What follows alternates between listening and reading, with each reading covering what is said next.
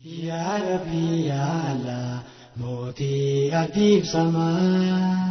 Adawidin bukasi Nukaisa Merkansi Islama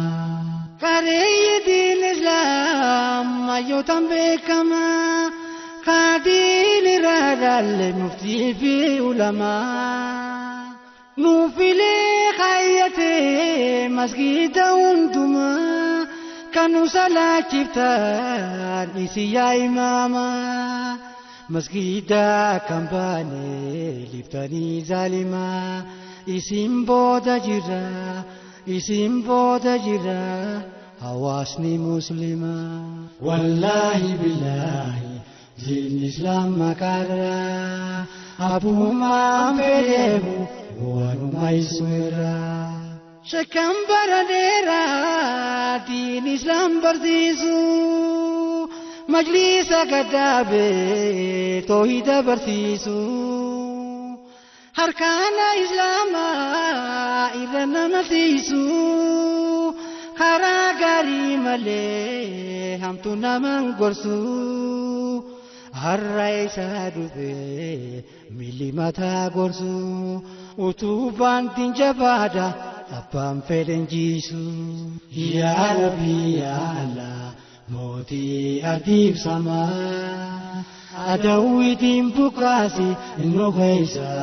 Merkansi Islama Akuma biyatu Awasa muslima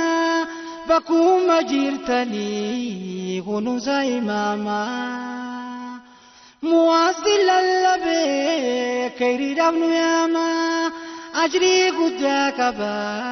hasalanu jamaa Dhiiraaf dubartiinu xiqqaa guddaan nama Hayyootaan diin Islaam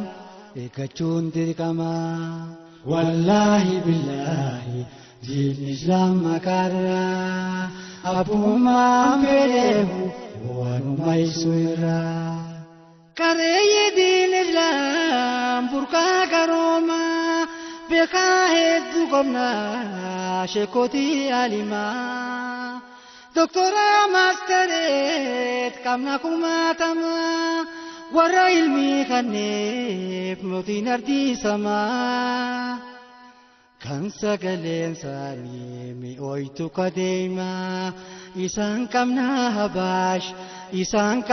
habaash Muntaatu imaama Ya Rabbi ya Allah Moti adib sama Adawidin bukasi Nukaisa Merkansi Islama Ya Rabbi ni gerta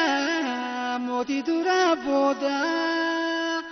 Din Islam balleessu karoorri Yahuda Warra qalbiin goyte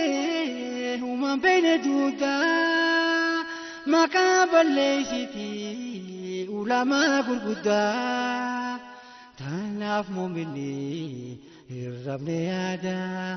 Adawidin bukaasi nuqeessa dandeessa waa hundaa Wallahi billahi diin Islaam makaarraa Abbumaan fedheehu waanuma isu irraa Jalanu naansinii gubbarra malee Adawidin Islaam haasida akka malee Ganda keessa deemte walii gurte ijoollee Fallaadin barsiifti waan dhagayuun tolle Hawaasni muslimaa